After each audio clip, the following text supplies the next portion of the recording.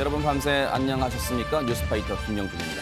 9월 13일이네요. 목요일입니다. 뉴스파이터 본격적으로 시작을 해보도록 하겠습니다. 도와주실 네 분을 먼저 소개해드리겠습니다. 한국범죄학연구소의 김복준 연구위원, 허은하 한국이미지전략연구소장, 손정혜 변호사, 그리고 홍순빈 아나운서 이렇게 네 분과 함께합니다. 어서 오십시오. 네, 안녕하세요. 네? 여러분과 함께하는 뉴스파이터 첫 번째 얘기부터 풀어보겠습니다. 비행기가 흔들리고 있습니다. 갑자기 만난 난기류 때문에 흔들리는 게 아니라 이것 때문에 흔들리고 있답니다. 손정혜 변호사님. 네, 지난 3월에 미국 명문대에 재학 중인 한인 대학생이 비행기에 탑승을 합니다. 탑승까지는 괜찮았어요. 네. 그런데 좌석에 앉자마자 난동을 부리면서 폭언을 하는데 아하. 어느 손님이 내 좌석을 밟았다. 자리를 교체해달라라고 이제 주장을 합니다. 네. 이런 여러 가지 이제 소란 끝에 그 승무원이 10분간에 걸쳐서 폭언에 노출됐어요. 왜냐하면 이 특정 승객에게도 폭언을 하고 승무원한테도 폭언을 합니다. 네. 소리도 마구마구 지르고요. 어쩔 수 아하. 없이 승무원이 좌석을 교체해줘요. 그리고 나서도 난동이 끊이지 않고 옆에 앉은 승객, 처음 보는 사람이겠죠. 이 사람을 괴롭히고요. 네. 담배를 입에 물면서 난동행위를 합니다. 말렸겠죠? 또다시 폭언을 합니다. 네. 이렇게 비행기가 착륙할 때까지 14시간을 비행을 하는데 지속적으로 큰 소리로 난동을 부리게 됩니다. 하하, 이게 뭐 1, 2분 하다 만 게 아니라 김복준 네, 의원이 예. 14시간 동안 그것도 비행기에서요. 승객들 정말 공포에 떨었을 것 같습니다. 그러니까 항공기 내에서 승객이 소란을 피우거나 또 임의로 어떤 저 비상구라고 그러죠. 그 문을 뭐 개방하려고 하거나 네. 또 혹은 그 승무원을 폭행하는 이런 행위는 항공보안법상에서 굉장히 크게 처벌을 해요. 아, 그래요? 10년 이하의 징역인가 아마 그럴 겁니다. 그렇게 처벌을 함에도 불구하고 이 사람이 14시간 동안 이제 그랬다. 그리고 또 더더군다나 이제 기내에서 사실 그 불씨를 소지하면 안 되거든요. 그렇죠. 만약에 비행기 내에서 화재가 발생하면 그 결과는 상상을 초월하는 거 아니겠습니까? 네. 그래서 이제 이 담배도 못 피게 하는데 아마 담배도 피웠던 것 같고요. 네. 물론 뭐 저런 폐쇄된 공간에서 담배를 피우면 그 승객들의 건강권의 침해도 있겠죠. 네. 그래서 그런 이유로 담배를 못 피게 하겠지만 네. 하여튼 뭐 보다 중요한 거는 그런 거를 제지하는 승무원을 향해서 뭐 욕설과 뭐 제가 알기에는 뭐 심지어는 뭐 어떤 성적인 그 희롱까지 일삼은 걸로 알고 있는데요. 네. 그렇다면 솔직히 말씀드려서 이 사람은 구속감이에요. 아하. 네, 구속영장을 당연히 신청했었어야 되는데 네. 그게 어떻게 처리되는지 이제 뒤에 보시죠. 지금 이 남성이요. 물론 여러분 아시는 것처럼 담배를 꺼내서 입에 무는 행위까지만 했답니다. 여러분 아시는 것처럼 담배 물은 건 아니고. 라이터 같은 것은 비행기에 가지고 휴대하고 탈 수가 없고 이미 검색 과정에서 다 이 제외를 하기 때문에 일단 이 승객이 담배를 꺼내서 입에 물었대요. 하지만 그 모습을 보는 것만 해도 비행기에는 어르신들만 타고 있는 게 아니라 뭐 어른들만 타고 있는 게 아니잖아요. 아이들도 타고 있을 수 있잖아요. 얼마나 놀란 가슴을 쓸어내렸을 거예요. 그런데 이렇게 난동이 끝나고 겨우겨우 도착을 했는데 홍순빈 아나운서, 이 남성 어떻게 됐습니까? 네, 이 남성은 귀국 후 나흘 만에 한 대학병원 응급실을 찾았다고 합니다. 병원에서 조울증 진단을 받았다고 하는데 수사 과정에서 정신 건강에 관해서는 의심할 만한 점을 발견하지 못한 점을 들어서 이 재판부는 정신질환으로 인해 통제력을 상실했다고 볼 수 없다고 지적했습니다. 허 소장님, 네. 이 명문대, 외국에 있는 명문대 대체 무슨 대학인지 뭐 얼마나 대단한 대학인지 모르겠습니다만 중간중간에 영어로 욕설도 했대요. 참 잘합니다. 잘합니다. 영어랑. 그런데 이 욕설도 했고 그리고 제지를 하니까 뭐라고 했냐면 비행기를 내리면서 나 벌금 내면 돼. 이랬던 사람이 갔다가 목적지에 갔다가 다시 돌아왔을 때 나흘 만에 병원 가서 진단서를 떼왔다는데 이런 뻔뻔한 경우가 있습니까 지금? 네. 사실 저런 학생들을 저도 비행할 때 많이 만났었습니다. 그래서 네. 부모님이 욕을 먹는지는 알고 있을지도 참 궁금하고 네. 또 어쩌면 부모 교육이 잘못돼서 저 학생이 저렇게 행동하는 것이 아닐까라는 생각이 좀 많이 드는데요. 기본적으로 서비스를 하는 사람과 서비스를 받는 사람에 대한 인식 자체에 좀 문제가 있는 것이 아닌가 싶습니다. 그러니까 기내 승무원들은 대부분은 서비스를 하는 사람이라고 생각하지만 사실 비행기의 문을 닫으면 또 경찰의 역할도 할 수 있는 아하. 그런 역할이 있거든요. 네. 기본적으로 안전을 책임지고 그와 더불어서 네. 서비스를 함으로 인해서 안전하고 편안하게 비행할 수 있도록 해주는 분들이신 겁니다. 네. 그런데 그런 생각을 조금 잘못하고 있는 것이 아닐까. 네. 그 서비스하는 것을 자신을 시중든다라는 생각을 하는 그런 젊은 것도 친구들이 네. 좀 있어요. 네. 그리고 반말도 하고 아마도 그러한 것들을 어른들이 하는 걸 보고 좀 따라하는 것이 아닐까라는 좀 추측이 들어서 참 슬픈 현실인 것 같습니다.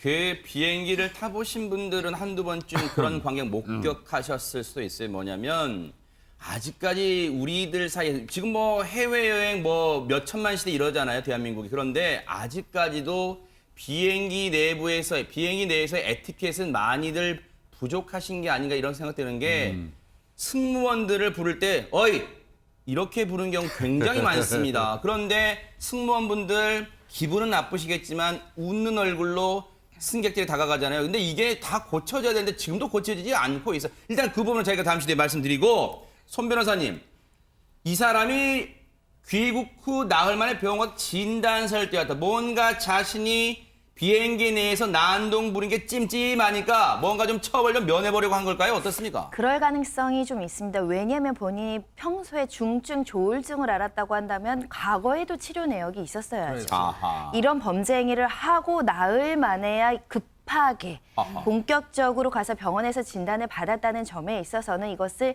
양형 자료로서 좀 선처를 구하기 위한 용도로 진단을 받았던 것은 아닐까 생각이 들고 네. 조울증이라는 건 소위 말하면 기쁠 때는 엄청 기쁘다가 우울할 때는 엄청 우울한 감정의 기복이 심한 걸 말하는데 네네. 일반 사람들도 일정 부분 감정 기복은 있습니다. 그것이 네네. 이제 병적으로 심하냐 안 심하냐인데 아하. 나흘 만에 조울증을 진단을 받았다는 것은 조울증 진단은 환자의 진술에 의존할 수밖에 아하. 없거든요. 그러다 보니까 이 진단이 계속적인 어떤 추적해한 진찰 경과로 한 것인지 아니면 환자의 진술만으로 진단을 내린 것인지도 면밀히 살펴봐야 될 것 같고 네네. 그렇기 때문에 재판부는 이런 조울증 진단서만으로는 그 당시에 통제 능력을 상실하거나 정신적인 어떤 심신미약 상태에 있었다고 인정하기 어렵다고 본 게 아닌가 아하. 싶습니다. 이게요. 네네, 말씀하시죠. 이 사람이 미국에 있으면서부터 이 조증 이제 뭐 조증이라고 그러면 뭐 조울증 뭐 조증 우울증이 합쳐진 거예요. 네. 기분이 업됐다가 갑자기 네, 다운됐다 이 양극성 장애라고 네네. 일반적으로 이야기하는데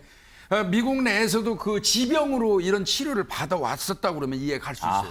아하. 그런데 이 사람이 그런 치료를 받은 사실이 전혀 없이 국내에 들어와서 이와 같은 난동을 피우고 난 이후에 네. 일단 입건됐잖아요. 아하. 항공보안법으로. 네. 입건되고 난 이후에 한 4일 만에 병원에 가서 조증 진단서를 발급받아서 제출해가지고 네. 그게 벌금 2천만 원으로 끝나는데 기여를 했다면 야. 이거는 제가 판단할 때는 이거 합리적인 어떤 이 처단이 아니에요. 이 사람 네. 처벌이 아니라고 생각이 듭니다. 네네. 그리고 이제 당연히 했겠지만 저는 이 사람 그 약물 관련된 것도 조사를 했는지 모르겠어요. 아, 약물 관련. 네. 네.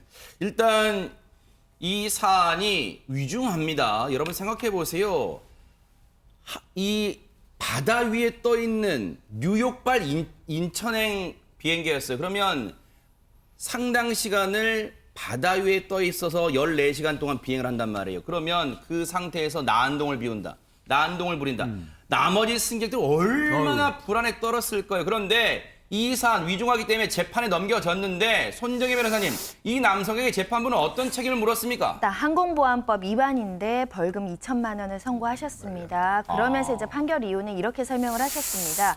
항공기의 보안이 저해될 우려가 있다. 그리고 나머지 승객들이 극심한 공포와 피로감을 느꼈을 것이다. 네. 승무원들도 처벌을 원하고 있다. 네. 라고 해서 이제 벌금형에 선고를 했는데 처음에 이 대학생이 나는 벌금만 내면 된다. 그랬었죠. 그 얘기했죠. 벌금 2천만 원 선고됐죠. 그러다 보니 이게 만약에 반대로 뉴욕 국적기의 항공기를 타고 있어서 미국 법이 적용이 받았으면 이 사람은 내리자마자 체포됐을 겁니다. 그래요? 구속된 상태로 재판을 받았을 가능성이 아하. 굉장히 높은데 네. 이런 면에서는 이렇게 재질이 좋지 않은 사건에서도 그러니까 벌금은 통상적인 수준보다 좀 높게 하시긴 하셨어요. 아. 보통 뭐 수백만 원 내리는 과거에 그 전례도 봤었는데 2천만 원이면 적지 않은 액수긴 하지만 이 대학생을 혼내는 경각심을 주기 위해서는 조금 낮은 수준이지 않을까라는 아하. 생각이 듭니다. 하지만 국민의 법관적 시청자분들은 이야, 이 아찔한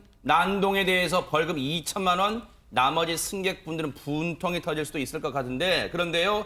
비행기 난동이 요즘 부쩍 들어 많아진 듯한 느낌이에요. 지금 언론 보도로 많이 나오고 있어요, 홍수민 아나운서. 굉장히 많이 나오고 있습니다. 그런데 그 중에서 이제 두 개만 좀 소개해 드리면 2017년 지난해 이제 8월에 있었던 일입니다. 베트남행 비행기에서 한 여성 승객이요. 술에 취해서 이제 화장실에서 담배를 이제 몰래 피우다가 승무원에게 걸리게 됩니다.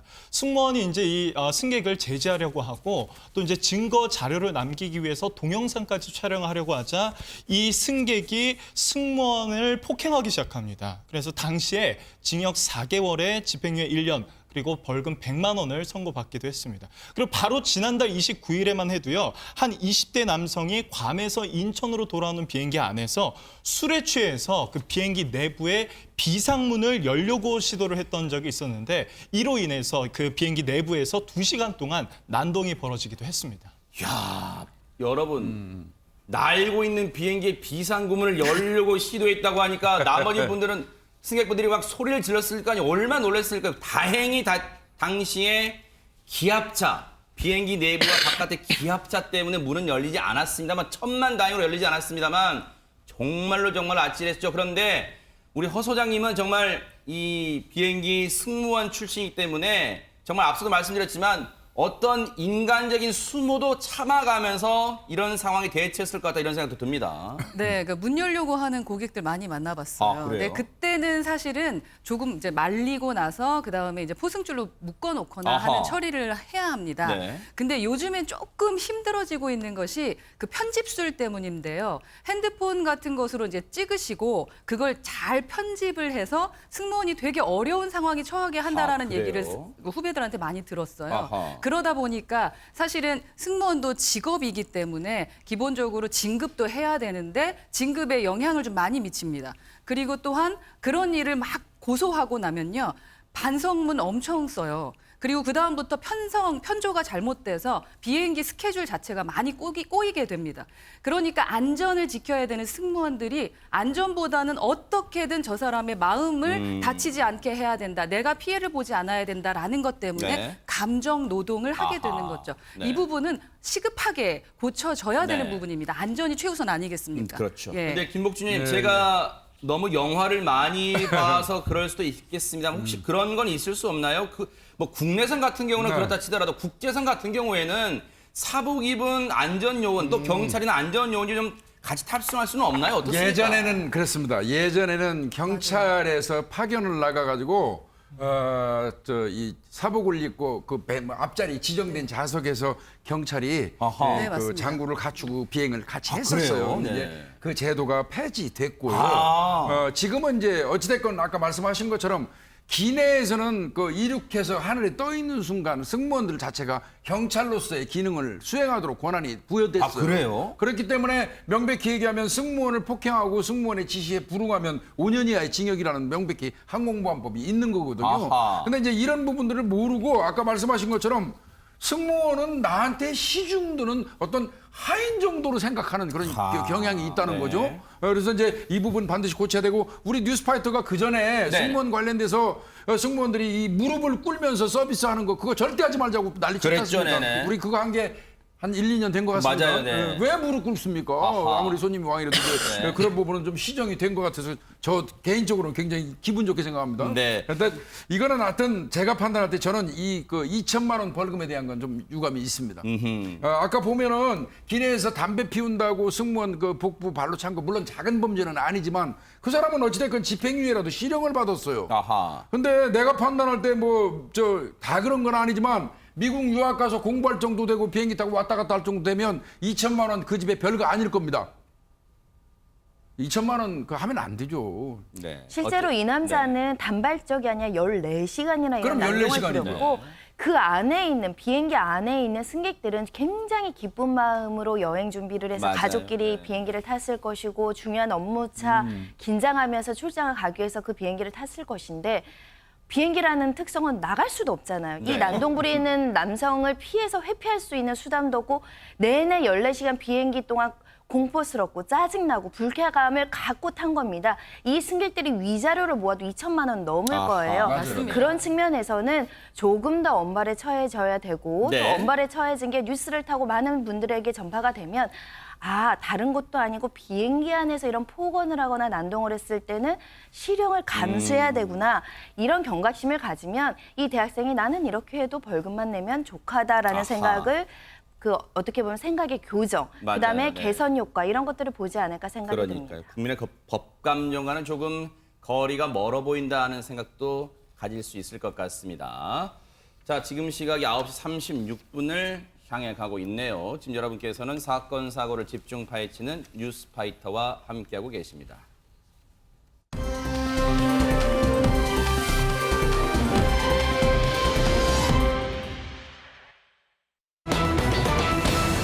요즘 아시안게임 뒤에 다시 프로야구가 지금 열풍이 불고 있어요. 그런데 신랑 신부 이 하객들이 친구들이 야구 방망이를 들고 나타났다고 하는데 왜 그랬을까요, 홍순빈 아나운서? 네, 화창한 주말에 여기서 사람들의 웃음소리가 들렸다고 하는데요. 이 정말 즐거운 웃음소리와 달리 좀 이상한 행동에 그 지나가던 시민들이 눈살을 찌푸렸다고 합니다. 어떤 모습인지 영상으로 확인해 보도록 하겠습니다.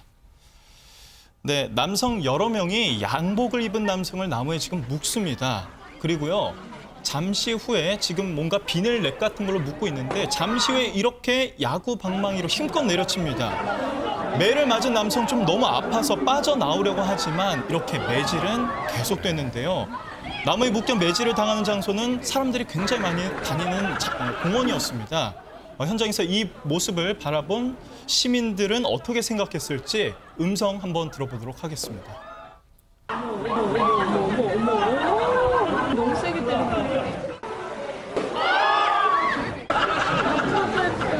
난 저렇게 하면 안 될 것 같아. 네, 주변에 또 여기 보면 어린 아이를 비롯해서 사람들이 있는데도 전혀 개의치 않고 여성들도 야구 방망이를 이렇게 들고 나무에 묶인 남성을 때리고 있습니다.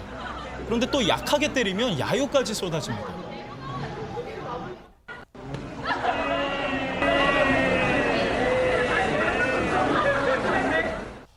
네, 영상만으로 봐서는 과연 이 맞는 남성과 때리는 남성 그리고 저 여성이 누군지는 잘 모르겠는데 조금 전 이 사람들 모두 결혼식장에서 나오는 길이었다고 합니다.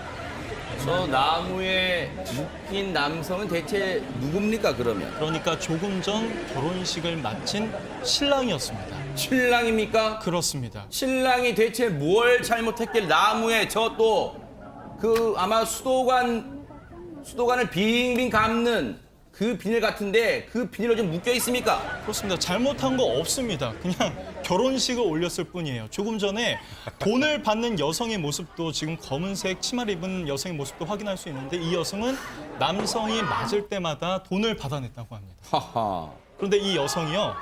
이 신랑의 아내, 그러니까 결혼식 신부였던 거죠. 아니, 김복준 의원님, 예, 지금 예. 뭐 돈 받는 장면 나오네요. 네. 돈 받는 장면 나와요.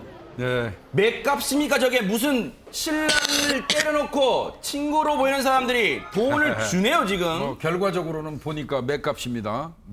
한 대 때리고 얼마를 주는지 모르겠습니다만은 아내는 이제 남편 두들겨 맞게 하고 이제 돈 받는 것 같은데 문득 영화가 생각나네요. 뭡니까? 자기네 회사한테 덤빈다고 해가지고 잡아다 놓고 야구 방망이로 엎드려 뻗쳐서 때려놓고 한 대당 10만 원씩 주던 그 돈 뿌리던 그 수표 뿌리던 그 재벌 그분의 생각이 문득 나기도 그러네요. 하는데 오버랩이 네. 됩니다. 근데 네. 제가 보니까 그래요. 이게 이제 아마 제가 볼 때는 발바닥 때리던 그 풍습을 재현하는 것 같긴 한데요. 변형된 이제 이 발바닥 때리는 것 같은데 그거는 그래도 적어도 밀폐된 공간에서 그들끼리에서만 했던 거 아니에요. 아하. 저 번듯하게 그 공원에 여러 사람들이 다 볼 수 있는 저 공간에서 묶어놓고 저게 저 결혼 때문에 하는 거 아니라고 생각한다면 지나가는 사람들이 볼 때는 조폭이지 사람 저 폭행하는 걸로밖에 더 보이겠습니까? 네. 더더군다나 야구방맹이로. 그리고 네. 저 신혼여행 가는 신랑 저렇게 엉덩이 저 야구방맹이로 찜질해 놓으면 저 신혼여행 가서 저 찜질만 하다 오겠네요. 하하. 그런데 사실 저런 이 결혼식 뒤풀이라고 하는데 저런 걸 요즘 젊은 신혼부부 사이에서는 친구들끼리 많이 행한다고 합니다. 저런 비슷한 경험을 가지신 분의 얘기 한번 들어보시고 이어가 보도록 하겠습니다. 결혼식 끝난 이후에 근처 공원에서 디프를 했었는데 야구방망이로 엉덩이가 엄청 맞아서 신혼여행 가서까지도 엉덩이가 부어 있어서 앉지도 못하고 엄청 고생했던 기억이 있습니다. 허 소장님. 네. 뭘 더 적당히 해야죠. 이게 뭡니까? 신랑을 신혼여행 가서 엉덩이가 부어서 앉지도 못하게 만들 정도로 이게 결혼식 이게 뒤풀입니까 이게? 결혼을 안 한 친구들이 그렇게 한 게 아닐까. 신혼 여행에 대해서 잘 몰라서 그런 게 아닐까라는 생각도 들고요. 그리고 전통 문화에 대한 오해가 좀 있는 것 같습니다. 기존에는 어른들이 부모님들께서 그 신랑을 이렇게 뉘어서 발바닥으로 북어로 이렇게 쳤잖아요. 그건 잘 살라고 하는 마음에서 때릴 곳이 없으니까 네. 그리고 발바닥 치면서 뭐 혈액순환도 잘 되라라는 네. 식으로 잘 살라고 쳤던 겁니다. 네. 지금처럼 재미와 흥미를 위해서 그렇게 우리만의 어떤 축제를 위해서 그런 행위를 하신 것들이 아니거든요. 우선은 상대에 대한 건강에 대한 생각은 전혀 안 하시는 것 같고 네. 그냥 자극적인 어떤 놀이, 재미에만 좀 생각하시는 것 같아서 좀 두렵다는 생각이 듭니다. 저거요. 김복춘 의원님 예. 이거는 글쎄요 뭐 안 좋은 추억입니다만 저 자신도 안 좋은 추억입니다만 저 엉덩이 때리는 게요. 네. 이게 정말 굉장히 위험합니다. 저도 학창 시절에 네. 매 맞아봤습니다만 매 엉덩이 맞아 잘못 맞으면요 꼬리뼈 다치면 큰일 납니다 지금. 저거는 말도 안 되고요. 그리고 기구 자체도 야구방망이라뇨. 야구방망이 자체가 어마어마한 둔기구 흉기예요. 네. 잘못 맞는 것도 잘못 맞는 거지만 엉덩이 살이 많은 부위에 맞는다고 쳐도 네. 한동안 아마 제대로 앉지도 못할 겁니다. 네. 지금 보니까 강도가 만만치 않은 것 같거든요. 그러니까요. 그거는 약하게 제가 볼 때리니까 때는 아까 앞서 보니까 약하게 때리니까 우 그러잖아요. 네, 네. 근데 저건 뭐 악습은 아니죠. 습관적으로 내려왔던 것도 아니고 최근 내에 만들어졌으니까 악습도 아니고 뭐라고 그래 얘기해야 되나요? 악행인가요? 하여튼 저런 문화는 우리 뉴스파이터를 보면서 우리 젊은이들이 이 문화는 정말 반드시 내가 볼 때는 한번 생각해보고 근절해야 네. 되겠습니다. 아니 예전에 보면은 김복춘 의원님 혹시 결혼하실 때 그러셨는지 모르겠지만 네, 네. 저도 영화 통해서 이제 많이 봤어요. 뭐 북어로 신랑 발바닥 이렇게 네, 눕혀놓고 네. 발바닥만 이렇게 위로 향하게 해서 발바닥 네. 같은 거 때리고 그러잖아요. 그때는 뭐 어떤 의미여서 그때는 좀 뭐 세시풍속에 그런 게 있습니까? 막 여러 가지 이야기가 있더라고요. 뭐 이제 결혼이 이렇게 어렵다는 거를 좀 인식하라. 뭐 그런 개념으로 약간의 고통을 주는 이제 뭐 형태였다고 얘기하기도 하고 또 뭐 발이 좀 맞아서 팅팅 불어야지 그 신부를 못 데리고 간다. 신부하고 이제 그 헤어지기 싫다는 그 어떤 아쉬움을 표현한 거 아닌가. 뭐 이런 얘기도 있고요. 네. 뭐 황당해요. 이건 터무니없어 보이긴 하는데 네. 뭐 신랑의 성기능 촉진을 위해서 네. 뭐 한다. 뭐 이런 세 가지 정도 네. 이야기가 있는데 제 객관적인 생각은요. 뭐 동상내라고 얘기하지 않습니까? 근데 이제 이거는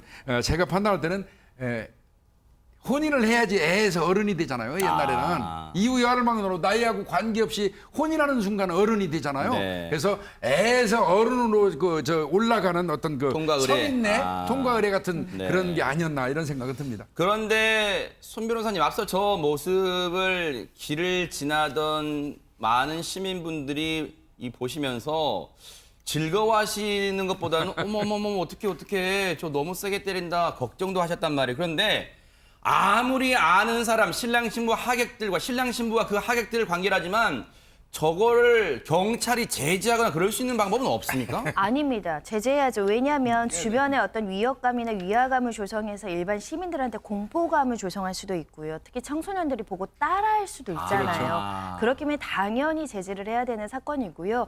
그리고 이거 때리는 사람들도 저는 처음에는 플라스틱 방망이인 줄 알았더니 진짜 야구 방망이더라고요. 진짜요? 그러니까 예를 들면 북어로 때리는 것 정도의 사회통념상 허용되는 우리의 과거의 풍습이다라고 처벌을 안 할 수 있지만 모르겠지만 저 정도에 이르면 제가 볼 때 전치 4주도 나올 수 있어 보이거든요.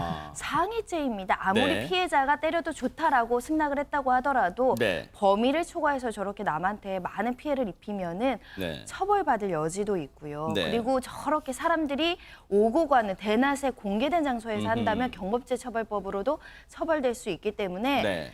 너무 심합니다. 본인들의 아하. 쾌락을 위해서 저 사람은 이제 내 남자다움, 내가 이제 결혼을 했기 때문에 이런 여러 가지 친구들이 이런 좋은 의도로 했기 때문에 참고는 있지만 네. 실제로 말씀하신 것처럼 극심한 심해가 그 상처가 입으면 또 손해배상 청구를 할 수도 있는 아하. 것이고요. 처벌을 네. 구할 수도 있기 때문에 적정한 수준이 바람직하지 않을까 싶고요. 네. 결혼하기도 어렵다는데 저거 무서워서 또 결혼 안 하시는 분들도 있을 수 있으니 네. 좀 이런 풍습은 조금 자제해야 그러니까요. 되지 않을까 싶습니다. 좋으신 지적이고요. 현직에 32년간 계시면서 다양한 경험을 해보셨을 우리 김복준 의원님, 혹시 저런 문제로 출동하신 경험이 있습니까? 아니 그런 경우가 없어요? 거는 없고요. 네. 저거는 아까 손 변호사님 말씀하신 것처럼 공공의 장소, 다중들이 지켜볼 수 있는 장소에서 폭력으로 오인될 수 있는 행위를 하면 경찰이 당연히 제지를 해야 될 아하, 거고요. 네. 저는 이제 그 생각은 문득 들더라고요. 요즘 젊은 사람들이 조금은 기발하고 특이한 어떤 그 이벤트를 뭐 결혼하면서 하는 거 그거 충분히 이해할 수 있어요. 근데 네네. 제가 가끔 이제 주례를 이제 그 제자들 때문에 예, 예. 가서 하는데 네네. 한 번은 저도 당황한 주례를 한번 쓴 적이 왜요? 있는데요. 신랑 그 사회 보는 신랑 친구가 이 팔굽혀펴기를 처음에 20번 하라고 그러더라고요. 그러니까 네. 걷더니 하더라고요. 그러니까 뭐 하면서 자세가 틀렸다, 뭐 신부가 웃지 않았다, 뭐 해가지고 또 30번 더 시키고 거의 100번을 시켰는데 나중에 보니까 신랑이 기절했어요. 세상에. 나 그런 결혼식도 가서 아하. 주례하면서 아 이거는 정말 뭔가 이거 잘못된 것 같다 이런 생각도 해본 적이 네. 있는데요. 이 경우도 이거 좀 아주 이건 특이하고 뭐 그런 네. 행동 이건 하면 안 됩니다. 그러네요. 물론 결혼을 축제로 여기고 그렇게 승화시키자는 이 친구들의 의도는 알겠습니다. 하지만 이런 행동으로 인해서 오히려 주변 분들에게 불쾌감을 준다면 그건 이벤트가 아니라 뭔가 다시 한번 생각해 봐야 되지 않을까 이런 생각도 해봅니다. 자, 여러분과 함께하는 뉴스파이터 이제 다음 얘기로 넘어가 보겠습니다. 우리 주변의 생활 속에서 벌어지는 고민 상담 한번 해보는 시간입니다. 오늘은 어떤 사연일까요? 손정혜 변호사님. 저는 굉장히 공감 가는데 한 여대생이 친구들하고 학교 근처에 이제 식당을 갔습니다. 네. 주문을 했겠죠. 그래서 식당 주인이 이제 테이블 가져다 주려고 테이블에 이제 밥 가져다 주려고 이제 접시에 가져오길래 밥 주세요라고 손을 내밀었더니 식당 주인께서 이건 네 밥 아니야. 이건 남자 밥이야. 학생은 이거 받아. 라고 해서 봤더니 저기 있는 남자 밥은 꽉꽉꽉. 네. 내 밥은 반. 어허. 이렇게 여자라고 해가지고 남자 밥의 절반 정도를 주는 걸 보고 네. 이게 뭐지? 이렇게 이게 여대생이 느꼈는데 이 네. 여대생이 근데 이게 처음 있는 일이 아니라 다른 곳에서도 이런 일이 있어서 한 번은 이야기를 했대요. 왜 네. 남자 밥이랑 여자 밥을 따로 주냐 항의를 아하. 했더니 여학생들은 많이 주면 남기니까 얘기하면 더 줄게. 하지만 내 입장에서는 먹다가 또 밥을 더 요구해야 되는 것이 아하. 조금 눈치도 보일 수 있고요. 또 다른 불쾌감을 줄 수 있기 때문에 이해하기 어렵다. 네. 그냥 뭐 그럴 때는 그냥 더 요구를 하거나 그러지 않고 그냥 참고 말하기도 피곤해서 그냥 주는 대로 먹긴 하지만 이건 아닌 것 같다라는 아하. 어떤 불만 이런 것들을 이야기했습니다. 혹시 허 소장님은 이 주변에 식사하실 때 이런 경험이 있으신지 좀 어떠세요?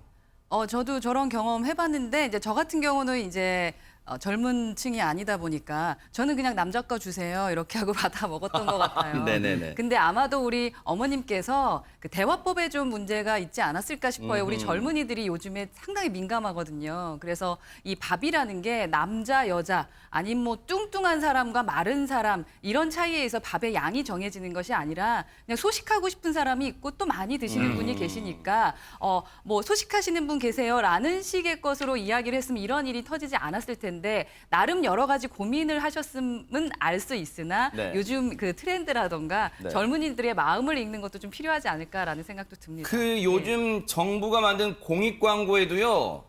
밥심이 중요하다. 이거 밥 들고 막 춤추는 게 있어요. 근데 김복준 의원님. 예. 이 여성분 입장에서 화가 날 만도 아니 좀 일 좀 열심히 하려면 그리고 공부 좀 열심히, 취업 준비 열심히 해라. 밥심이 있어야 되는데 밥을 적게 준다 이럽니다 지금. 근데 이거 제 생각은 이거를 어떤 남녀 차별의 문제로 보는 건 좀 무리가 있어 보입니다. 왜요?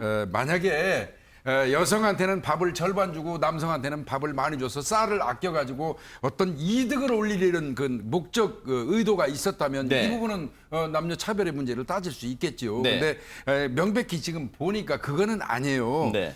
대체로 이제 여성분들이 지금 적게 먹지 않습니까? 밥을. 네. 그러다 보니까 이제 남자 여자 거를 좀 구분해서 놓고 네. 그러니까 정말하면 그 잔반 처리 그 관계 때문에 그런 것 같아요. 여성분들이 남성들하고 똑같이 주면 일정 부분 먹고 버리면 그건 반드시 버려야 되잖아요. 네. 잔반 처리가 돼. 그래서 이제 그런 부분 때문에 했다고 하면 네. 이거는 어떤 차별의 문제로 이제 봐서는 안 될 것 같고요. 아하, 네. 다만 제 생각은요. 이런 경우라면 식당에서 미리 좀 써붙여 놓으면 아하. 네.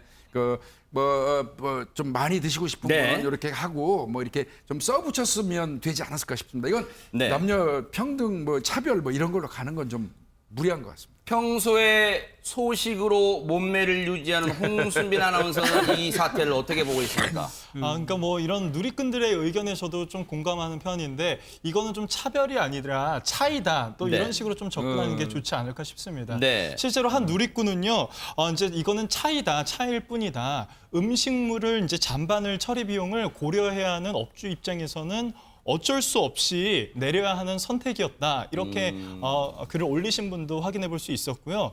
또 이제 다른 글을 보니까 순간 기분이 나쁠 수는 있지만 마음에 담아둘 정도는 아닌 것 같다.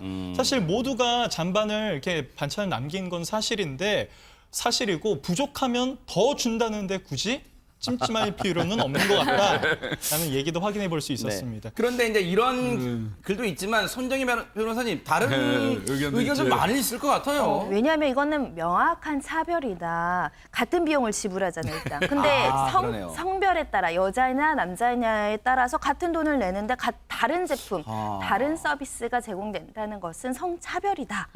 그리고 주인이 의도는 선한 의도일지 모르겠지만 받아들이는 사람은 차별이죠. 일단 밥 양이 작으니까요. 또 많이 먹는 여성들도 많습니다. 상대적으로 이렇게 홍순민 아나운서처럼 적게 먹는 남성들도 있어서 남녀를 딱 갈라서 네. 여성은 적게 먹고 남성은 많이 먹는다. 이것도 어떻게 보면 차별적인 요소로 고정관념일 작용할 수도 수 있다는 있겠네요, 진짜. 거고요. 네. 만약에 적게 줄 거면 많이 주는 메뉴, 적게 주는 메뉴 이렇게 따로 만들어서 밥을 다르게 해달라. 네. 그리고 사실상 여성의 목을 그럼 남성한테 더 주는 거 아니냐. 네. 그리고 만약에 밥을 이렇게 이제 잔반 처리 문제가 있다면 셀프로 떠오게 한다던가 셀프 하지 마세요. 밥을 줄 때 미리 물어보고 고지를 하고 많이 드릴까요, 적게 드릴까요?라고 물어보고 줘야지 차별 네. 문제가 없다 이렇게 지적하고 있습니다. 제가 팔랑귀라서 그런지 이 말 들으니까 이 말이 맞는 것 같고 저 말 들으니까 저 말도 맞는 것 같은데 실제 이게 대학가 주변에서만 그런 게 아니라요. 이 회사 내 구내 식당에서 그런 문제가 있대요. 한 구내 식당에 어떤 직장인이 블로그에 올린 글을 보니까 이런 글이 올라왔더라고요. 김복준 님이 이걸 읽어드리고 한번 말씀드려볼게요. 구내 식당의 아주머니들이 남자 밥과 여자 밥으로 차별을 하시는 것이 너무 심해서 회사 게시판에다가 불만을 제시했대요. 불만을 게시했대요. 그랬더니 다음 날 짠짠 드디어 나를 알아본 아주머니가 나에게 이렇게 물어봤답니다. 많이 드실 거예요? 그렇게 물어봐서 네 많이 먹을 거예요 했더니 보란 듯이 지나치게 많은 양을 담아줬답니다. 네. 근데 네. 이제 복수라고 생각하시는 거 아니에요? 네. 이 문제를 제기했더니 많이 먹을 거냐고 물어보고 많이 먹는다 그러니까 엄청 담아줬다는 이제 그건 어떻게 보면 복수 행위를 했다는 거 아니겠습니까? 그런데 그 행위를 한 분도 여성이에요, 아주머니예요. 그래서 이거는 네. 성차별의 문제로 보지 말고요. 제 생각 같아서는요. 네. 자유배식 같은 게 좋을 것 같아요. 이쌀 같은 거 자유배식하고. 네. 아니 그리고 뭐하러 남녀 구분해서 줍니까? 그냥 똑같이 담아서 식당에서 주면 이런 문제도 없을 네. 것 같다는 생각이 아하. 들고요. 네. 쌀 우리 농민들 고생해가지고 이제 쌀 나오지 않습니까? 네. 조만간 저는 그 쌀 밥 먹으면서 늘 그 생각하거든요. 네. 굉장히 힘든 그 세월을 거친 이 쌀을 우리가 먹고 있는데 좀 많이 먹어줘서 속이 좀 그렇죠. 많이 되게 네. 많이 줬으면 좋겠어요. 좋으신 말씀해 주신 게 사실 농민분들의 시름이 매년 그럼요. 반복되고 있어요. 이 쌀 수매 가격 때문에 지금 1년 동안 귀하게 자식처럼 농사를 지은 쌀이요. 푸대접 받고 있기 때문에 수매가 제대로 받지도 못하잖아요. 그러다 보니까 시름을 앓고 있는데 이 우리들은 생활에서 밥을 가지고 이렇게 티격태격 한다는 게 어떻게 보면 농민분들한테는 하나의 사치로 보일지도 모르겠습니다. 나름대로 각 분야에서 직장이면 직장에서 해법을 좀 나름대로 찾아보시는 것도 좋을 것 같습니다. 밥은 맛있는 거예요. 밥심으로 해야 됩니다. 자, 여러분과 함께하는 뉴스파이터 이제 다음 얘기로 넘어가 보겠습니다. 자, 요즘 이제 가을이 되니까 조금 있으면 운동회 할 거예요. 그런데 운동회를 운동장이 아니라 도로에서 하는 사람도 있는 것 같습니다. 홍수미 아나운서. 네, 대낮에요. 횡단보도를 건너던 남성이 하마터면 차에 치일 뻔했습니다. 아이고. 보통 이런 일을 겪으면 깜짝 놀라서 눈이 휘둥그레지기 마련인데 이 남성은 마치 운동회처럼 네. 뛰기에 바빴다고 합니다. 영상 보면서 확인해 보도록 하겠습니다. 네, 진짜 한 뛰네요. 네, 실제로 어디론가 뛰어갑니다.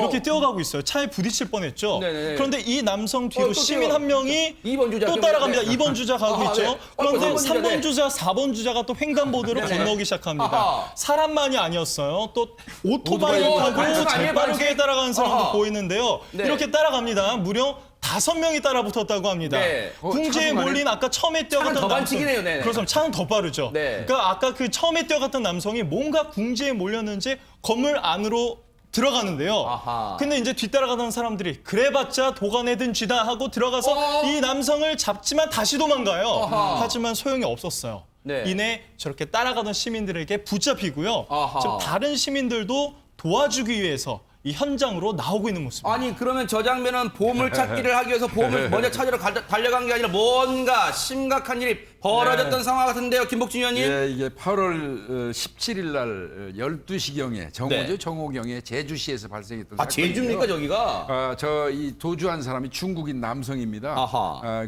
아마 우리 그 여성 관광객을 불법 사진 촬영을 한 것 같습니다. 이른바 몰카예요? 몰카를 한 겁니다. 아. 그래서 우리 그 저 여성 그 관광객이 항의를 하니까 이제 항의하면서 그 찍은 거 삭제해달라고 당연히 요구하지 않겠습니까? 그러겠죠, 네. 그러니까 이 사람이 뛰기 시작해갖고 도망을 간 거고 아. 그 과정을 주변에서 지켜보던 그 우리 그 제주 시민분들 네. 혹은 관광객으로 왔던 분들인지 모르겠습니다만은 저렇게 많은 분들이 적극적으로 달려가고 저 사람을 지금 체포하는 과정을 지금 보여주신 겁니다. 아하. 그럼 김복준 의원님 저기 일단 저 순간에는 저 쫓아가신 분들 가운데는 경찰이 한 분도 안 계신 거예요? 다 시민들이에요? 네, 그 당시에 경찰은 하나도 없었고요. 네. 저게 시민분들이 검거해서 아마 저거는 현행범 체포가 될 겁니다. 네. 현행범 체포는 누구나 다 할 수 있으니까요. 아하. 체포해서 경찰에다가 인계하면 됩니다. 네. 야, 앞서 영상 보니까 지금 이 기가 막힌 범죄를 저지른 사람을 잡는 장면을 생각하니까 정말로 기가 막힌 영화의 한 장면 같아요. 아까 횡단보도에 첫 번째로 도망치는 그 용의자 중국인 남자 보세요. 자, 1번 주자 간다고 생각하는데 범인입니다. 자, 1번 추격자 나오세요. 남성 추격합니다. 자, 2번 추격자 나오세요. 여성분 나옵니다. 이제 여성분. 자, 3번 추격자 차 때문에 못 건너가고 있네요. 3번 추격자 갑니다. 4번 추격자는 바로 나는 오토바이로 간다. 4번 추격자. 5번 추격자는 바로 나는 더 빠르게 차로 간다. 뒤에 나옵니다. 차가 짠 하고 차로 쫓아갑니다. 야. 저렇게 5명의 추격자가 한 명의 몰카 범죄를 저지른 중국인 남성을 잡기 위해서 쫓아갔는데, 야, 허 소장님, 네. 저게 영화 한 장면 같다는 게 말이 쉽지 저렇게 하기 쉽지 않아요, 진짜. 그럼요. 뉴스파이터에서 진짜 행복한 뉴스가 나오는 것 같아요. 세상 정말 아직까진 살만한 곳입니다. 네. 그리고 맹자의 성선설 늘 제가 얘기하면서 진짜 네. 맞냐라고 했는데 맞습니다. 아하. 사람들은 어려운 일을 겪는 걸 보면 측은지심 느껴지고 도와주고 싶은 게 인지상정인데 저렇게 용기 내서 우리 어려움을 당한 그 여성분을 도와주는 저 5분을 보니까 그러니까요. 오늘 하루가 진짜 행복할 것 맞아요. 같네요. 네. 저 때 진짜 사실은 저 용의자는 뭐 자기가 살려고 주랭랑 치니까 차가 오든 말든 뛰어간다고 쳐요. 그런데 이 추격하시는 분들은요, 시민분들은 손정혜 변호사님, 자칫 잘못하면 자신의 안전까지도 그렇죠. 다칠 수 있어 위해를 당할 수 있었던 상황이에요, 지금. 네, 그렇습니다. 저기 교통 상황도 좀 위험하긴 하지만 혹여라도 저 사람이 강력 흉악범이어서 그러네요. 몸에 예를 들면 흉기라도 지니고 있었다가 골목에서 반격을 할 수도 있는 상황이고 그러다 보니까 좀 위험하고 본인이 어떤 시간을 들여서 이렇게 쫓아간다는 게 남다른 어떤 용맹심 아니면 하기 어려운 선택일 텐데 제주도 시민들이 이제 치안에 대한 우려도 많이 하는 상황에서 도민들이 또 똘똘 뭉쳐서 우리 도에서 이렇게 나쁜 짓을 하는 사람도 우리가 검거하겠다라는 어떤 시민의식이 발로된 게 아닌가라는 생각이 드는데 실제로 잘 잡았습니다. 왜냐하면 검거된 저 사람이 알고 봤더니 불법 체류자라는 거예요. 지난 3월에 관광비자로 들어와서 그 관광비자는 비자 끝나면 나가야 되는데 나가야 되잖아. 나가지 않고 불법 체류 중이었다라는 것이고요. 한마디로 네. 출입국관리법을 위반한 사범인데 거기다가 불법 체류 중에 저런 범법 행위로 남의 어떤 그 몰래 카메라라는 몰카를 했기 때문에 마땅히 강제 추방돼야 되는 사람을 시민들이 같이 검거하는 게 네. 더 의미가 크지 않을까 싶고요. 네. 실제로 이 사람 강제 추방되었습니다. 아하. 저렇게 많은 시민분들이 합세를 해서 앞서 장면 보셨죠? 저 중국인 남성 제 차 뿌리치고 도망가려고 하니까 다시 잡아서 이제 바닥에 눕힌 상태에서 제압을 했어요. 그다음에 경찰이 왔습니다. 그제서 이제 상황이 종료가 되는데 그 장면도 저는 참 멋진 게 이분들이 그냥 아무 일 없었다는 듯이 경찰에 인계된 다음에 그냥 흩어져요. 이분들이 정말 살아있는 어벤져스 같다는 생각이 드는데 경찰 얘기 들어보시고 이어가 보도록 하겠습니다. 나갔을 때는 이미 그 사람들이 모여 있어가지고 보니까 그 피해자는 바닥에 앉아 있는 상태였고 네. 그 피해자들하고 이 주변 사람들이 많이 몰려 있던 상황이었어요. 피해자분, 여자분 2명 그 걸어가는 모습을 찍은 것 같은데요. 네. 바람이 날리는 원피스를 입고 있었는데 그때 당시 바람이 많이 불고 있었거든요. 네. 그래서 굉장히 그 수치스러웠다고 얘기하시더라고요. 보통 이 사람들이 그 신고는 많이 해주세요. 무슨 일이 있을 때. 그런데 이 검거나 이런데 그 이렇게 적극적으로 동참해 주는 경우는 많지 않거든요. 근데 그런 경우에는 정말 흔치 않은데 여러 사람이 다 같이 그 검거했다는 것 자체가 굉장히 드문 일이에요. 저도 본 적이 별로 없고. 아, 김복준 예, 님, 예. 저 장면을 다시 한번 유심히 봐도요. 네. 정말로 앞서 우리 손 변호사님 말씀처럼 저분들이 하마터면 자기에게 어떤 해가 될 수도 있는 상황인데도 네. 내일처럼 가셨다는 게 정말 대단합니다. 일단은 저 이 불법 체류자 중국인이 대한민국을 착각한 거고요. 아하. 네, 저 중국에서는 가능할지 모르겠습니다만 저거 우리 저 대한민국 국민들이 용서 안 하거든요. 아하, 네. 이제 최근에 더군다나 성범죄 관련해서는 알레르기가 날 맞아요. 정도로 네네. 해요. 그리고 이제 저기 여러 명이 동시에 이렇게 쫓는 이 광경은 저는 이렇게 생각합니다. 가장 첫 번째 쫓아가신 분으로 인해서 나머지 분들이 자연스럽게 된 게 여기서 퍼스트 펭귄이라는 이야기가 있잖아요. 아하. 그래서 이제 퍼스트 펭귄 현상이 일어난 거예요. 네. 그러다 보니까 이 사람 저 사람이 전부 갖고 합세해서 어떤 악을 물리치는데 기여하는 거거든요. 네. 그래서 퍼스트 펭귄이 많은 나라가 정의로운 나라라는 네. 거죠. 예. 맞아요. 정말로 저는 김복준 의원님 이 얘기 들을 때마다요. 정말 저는 감탄하는 게 딱 적확한 정확한 표현을 써주셔서 시청자분들 이해를 쫙 돕는다는 생각이 드는 게 퍼스트 펭귄이 왜 중요하냐면 우리 실생활에도 그런 게 있습니다. 막 주변에 어떤 행사가 끝났는데 지저분하다는 걸 느껴지잖아. 그런데 에이 누군가는 죽겠지 할 때 퍼스트 펭귄 누군가 딱 죽는 순간 자신도 뭔가를 죽게 돼요. 바로 그런 경우가 퍼스트 펭귄이 아닌가 하는데 혹시 홍수민 아나운서는 주변에서 이런 퍼스트 펭귄 혹시 경험했거나 목격담 혹시 있습니까? 뭐 야구장 같은 경우 굉장히 저도 많이 가는데 저도 네. 사실 이제 연장전으로 이어지면 빨리 집에 가고 싶거든요. 네. 그래서 이제 좀 음식을 놓고 갈까 싶다가도 주변의 맞아요. 사람들이 이렇게 가져가는 모습 보면 아 그래도 정신 차려야겠다 네. 하는 생각을 했던 적이 또 있었어요. 아하. 자, 손정혜 변호사님 저렇게 불법 체류를 하다가 못된 범죄까지 저지르다 딱 걸린 중국인 남성 혹시 강제로 추방이 되는 겁니까? 아니면 아직까지 국내에 있습니까? 일단 출입국관리법을 위반하고 관광비제로 들어왔다 그 기한을 만료하면 나가야 되는 나가지 않는 경우에는 강제추방 요건에 해당되기 아하. 때문에 당연히 강제추방 요건에 되고요. 특히 아까 불법 그 촬영 문제 그거는 성폭력 특례법에 따르면은 그 카메라 등 이용 촬영죄거든요. 네. 그러면 비자가 서로 남아있다고 하더라도 국내에서 범죄를 저질렀던 거는 우리 사회 질서를 해칠 수 있다고 여겨지기 때문에 출입국 관리소에서 나가라, 법무부에서 나가라라고 강제 추방 명령을 내릴 수 있습니다. 아하. 그렇기 때문에 이 강제 추방 명령이 나온 상황이고 실제로 추방이 됐습니다. 근데 김복준 의원님, 예, 예. 시청자분들은 이런 생각하실 거예요. 아니 분명한 범죄를 저지른 이 사람을 강제 추방은 그건 당연한 거고 강제 추방만 시키다니 네. 너무 억울하다. 뭔가 죄값을 물어야 되는 거 아닌가 이런 게 생각하실 아니 것 같습니다. 저 카메라 등 이용 촬영죄는 반드시 입건은 합니다. 아하. 입건은 하되 이제 대체로 추방을 전제로 한 이제 검사의 지휘에 의해서 기소유예 처분 받고 내보내는 그런 케이스니까 저 사람은 명백히 대한민국에 와서 범죄자로 일단 등록은 된 겁니다. 네. 예. 어쨌든 그러면 등록이 되어 있기 때문에 혹시나 다시 입국할 때는 딱 걸릴 수 불가능합니다. 있나요? 못 들어올 겁니다. 못 들어오는 조치까지도 네. 취해지기를 기대를 해 보겠습니다.